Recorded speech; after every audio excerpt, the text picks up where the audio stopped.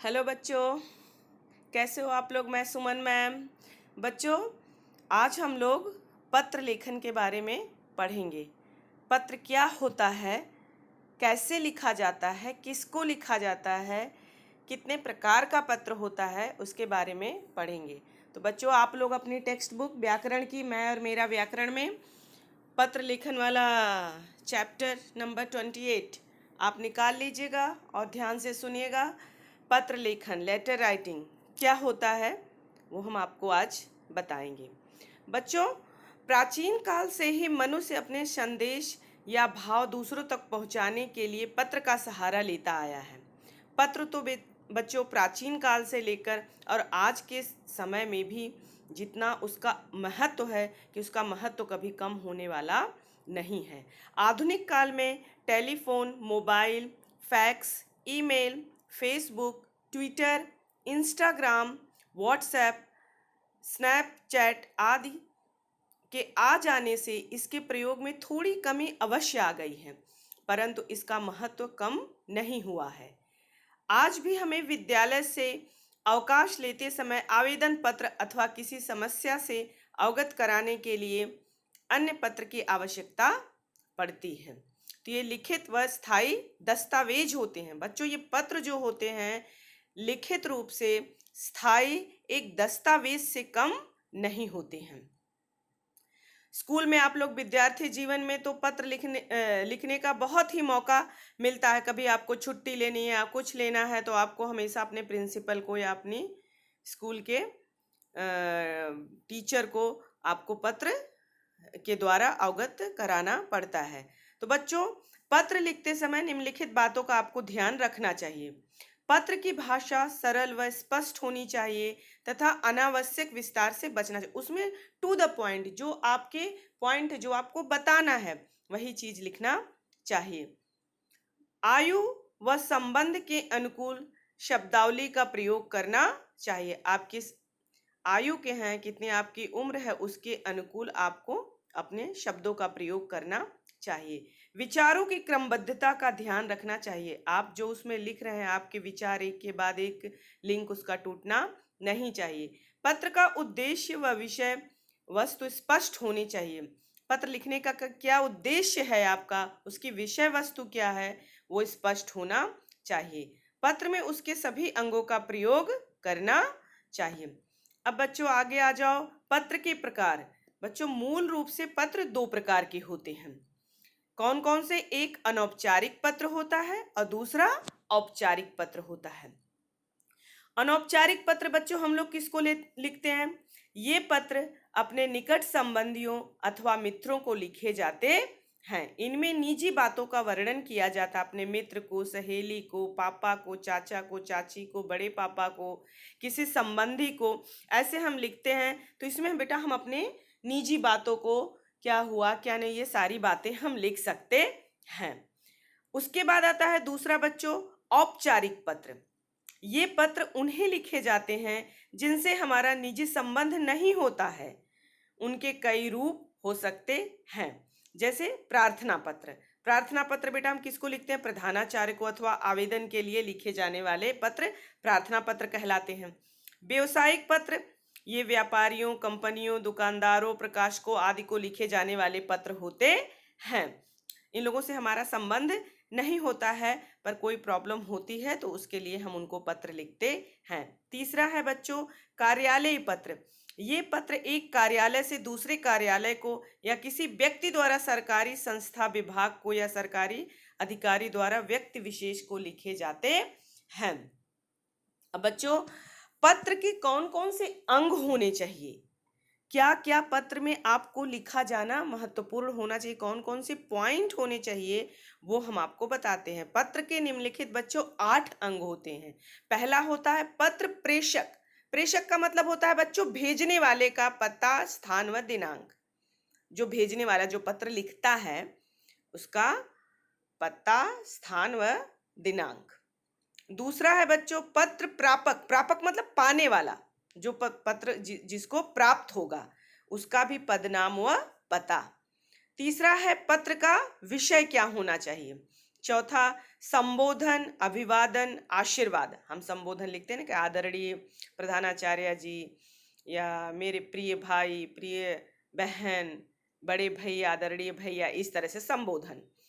Fifth one है पत्र की विषय वस्तु, किससे संबंधित, उसका विषय क्या है, किसके लिए हम पत्र लिख रहे हैं। सिक्स है उसकी समाप्ति, और सेवेंथ हस्ताक्षर से पूर्व की शब्दावली, और एट्थ वन है लास्ट में आपका हस्ताक्षर।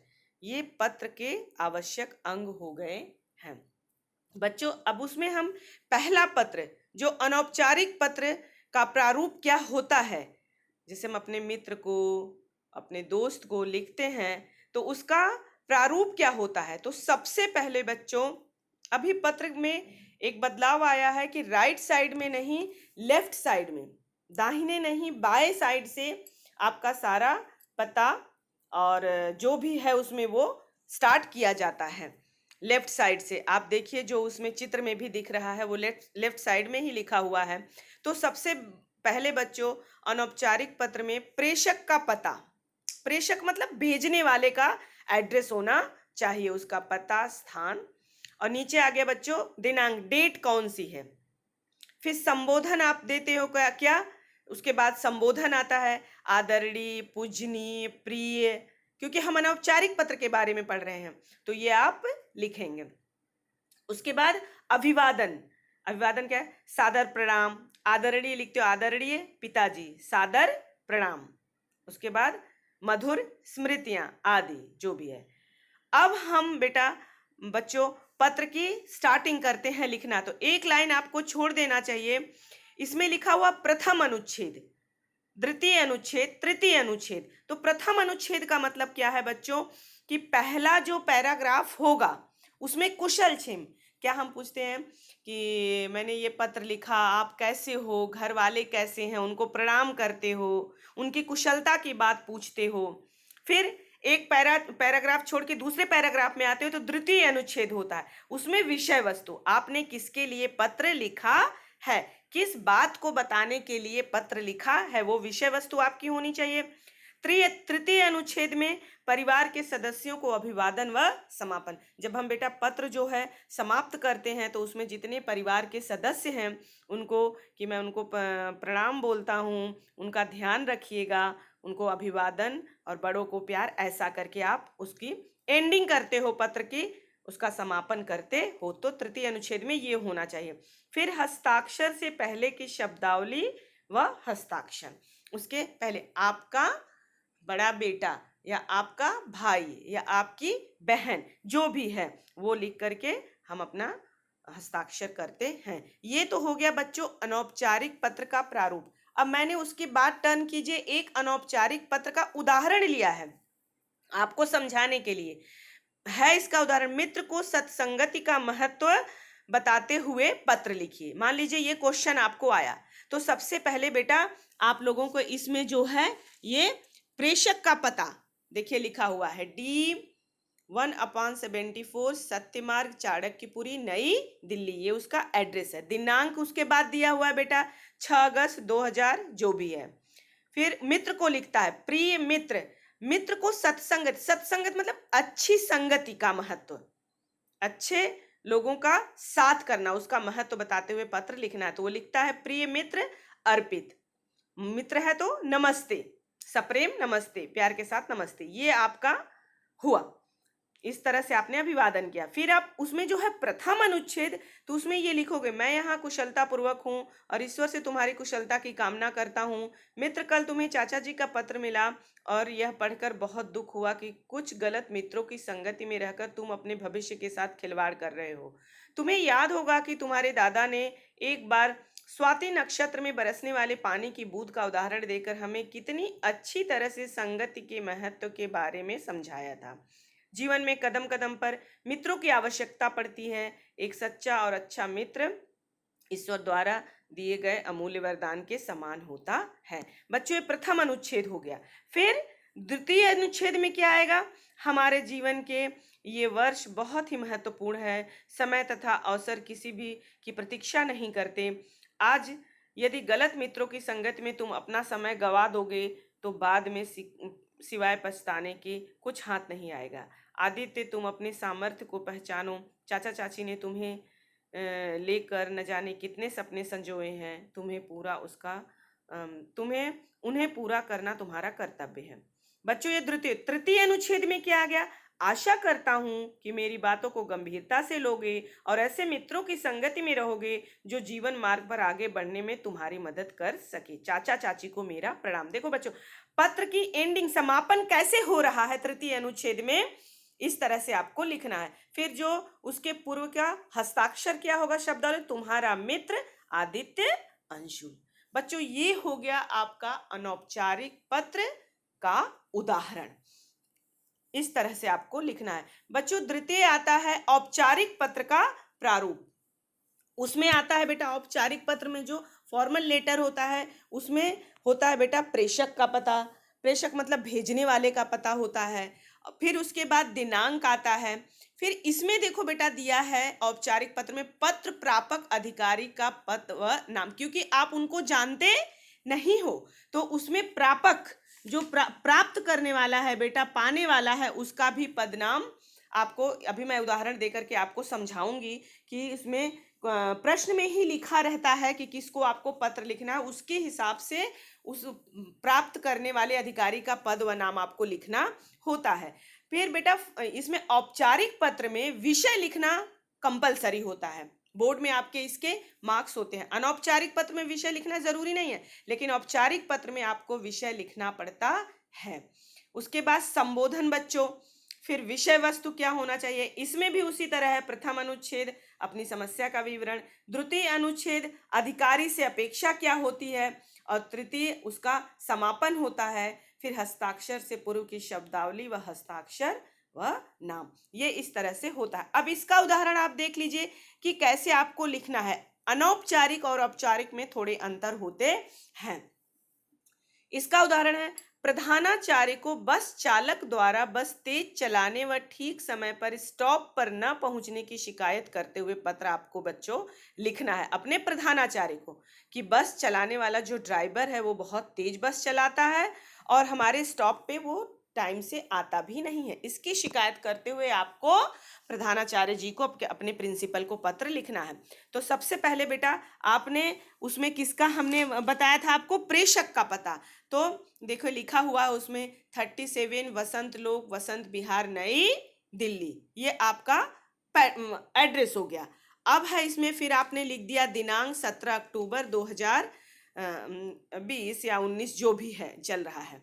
उसके बाद बच्चों आप लोग क्या लिखोगे, ये मान्यवर प्रधानाचार्य जी, उसमें आप उनका जो संबोधन करोगे बच्चों, इस तरह से प्रधानाचार्य को माननीय, महोदय, मान्यवर, इस तरह से आपको करके लिखना, मान्यवर प्रधानाचार्य जी। अब जो स्कूल आपका होगा उसका नाम विवेकानंद स्कूल, वसंत कुंज, नई दिल्ली। अब ये क्या हो गया बच्चों, प्रापक, पत्र प्रापक, जिसको आप भेजोगे पत्र, उनका एड्रेस इसमें लिखना अनिवार्य होता है, क्योंकि आपने कि स्कूल ऊपर क्वेश्चन में ही लिखा हुआ है कि प्रधानाचार्य को पत्र लिखना है, तो आप जो पाने वाला है उनका एड्रेस, उस स्कूल का एड्रेस आप लिख दोगे, नई दिल्ली। फिर उसका विषय आएगा बेटा, उनका पत्र लिखने के बाद आएगा विषय। विषय देखो यहाँ लिखना कंपलसरी होता है, बस चालक की शिकायत हेतु पत्र। आपका विषय क्या है बेटा, कि आपको जो बस ड्राइवर है उसके बस चलाने की शिकायत के लिए पत्र लिखना है। तो आप अब अपने प्रधानाचार्य को पत्र लिखोगे तो उसका संबोधन कैसे होना चाहिए, माननीय, महोदय। फिर एक लाइन छोड़ देनी है, उसकी लाइन के बाद आगे से स्टार्ट करना है आपको। सविनय निवेदन यह है कि मैं आपके विद्यालय की कक्षा 8वीं ई की छात्रा हूँ। मैं विद्यालय की बस रूट नंबर 23 द्वारा यात्रा करती हूँ। इस पत्र द्वारा मैं आपका ध्यान बस चालक की ओर ले जाना चाहती हूँ। बस चालक निर्धारित गति सीमा से तेज बस चलाता है और अचानक ही ब्रेक लगा देता है। इस कारणवश कई बार दुर्घटना होते होते बची है। वह समय से स्टॉप पर भी नहीं आता है, इसीलिए वह बाद में बस तेज चलाता है। कई बार हम सभी देर से विद्यालय पहुंचते हैं, इससे सभी विद्यार्थियों को असुविधा होती है। ये आपका बेटा अनुच्छेद हो गया प्रथम और द्वितीय। फिर आता है लास्ट अनुच्छेद में, आपसे अनुरोध है कि जल्द से जल्द बस रूट नंबर 23 के बस चालक के प्रति उचित कार्रवाई करें ताकि हमारी समस्या का समाधान हो सके। हम सब आपके अति आभारी होंगे। आगे देख लो, इसमें जो है दिया हुआ समापन कैसे करोगे। समापन में जो है आपको इस तरह से बात बताना है, आपको अनुरोध करना है कि आप हमारी समस्या का समाधान जल्दी से जल्दी करोगे, हम आपके अति आभारी रहेंगे। धन्यवाद सहित आपकी आज्ञाकारी शिष्या, क्योंकि बेटा शिष्य आप प्रधानाचार्य को लिख रहे हो तो उसमें आप लिख सकते हो आपकी आज्ञाकारी शिष्या शिखा वर्मा, कक्षा 8वीं ई। ये हो गया बच्चों आपका औपचारिक पत्र। तो बच्चों आशा करती हूं कि आप लोगों को पत्र लिखना आ गया होगा, अनौपचारिक और औपचारिक दोनों। आप अच्छी तरह से अपने टेक्स्ट बुक में ढेर सारे उदाहरण दिए गए हैं, उसको आप ध्यान से पढ़िएगा। धन्यवाद।